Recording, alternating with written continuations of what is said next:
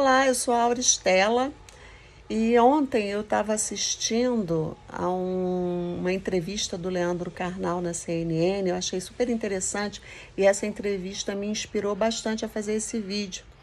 Ele estava dando dicas de leituras, né, para todas as idades. E ele falou uma questão muito interessante em relação à criança, porque nesse período, né, de reclusão dentro de casa, de quarentena, é muito difícil, porque a criança tem muita energia. E ele estava propondo a leitura de pequenos textos, tipo poemas, contos e até noticiário mesmo, e fazer um exercício com a criança de leitura e que ela diga qual é o tema central daquele texto. Eu achei isso muito procedente, porque a gente vê muito essa questão da interpretação. Então, se a gente pega uma criança de 11, 12 anos e faz esse tipo de exercício, isso vai ajudar bastante na questão do desenvolvimento da leitura, no desenvolvimento da escrita. A gente pega alunos de segundo grau que vão fazer vestibular, se deparando com enunciados que eles não têm a menor ideia do que eles vão fazer ali diante daquela proposta, diante daquele enunciado. E eles até, quando a gente traduz, né, eles até têm o conteúdo, eles conseguem desenvolver, falam, mas era isso que estava sendo pedido.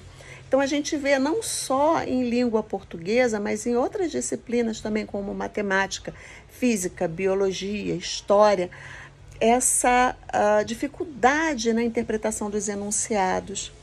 Então eu me inspirei muito quando eu vi o Leandro Carnal falando sobre isso. Até recomendo que vocês peguem lá no YouTube essa entrevista dele na CNN, que foi, na verdade não foi ontem, foi antes de ontem.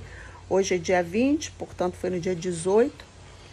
E ele fala sobre diversos assuntos, sobre educação, sobre pandemia. Ele é um historiador, né, e professor, e tem muita propriedade para falar, e ele fala de uma forma assim bastante clara, e ele deu muitas dicas interessantes, e essa me inspirou a falar sobre isso e a reforçar que é algo que a gente pode fazer para ajudar a desenvolver essa habilidade de escrita e de interpretação, que é o monstro de 7 cabeças para os alunos, né? Quando a gente fala, tem que escrever uma redação, tem que fazer uma redação, é sempre aquela dificuldade enorme, eu não consigo fazer.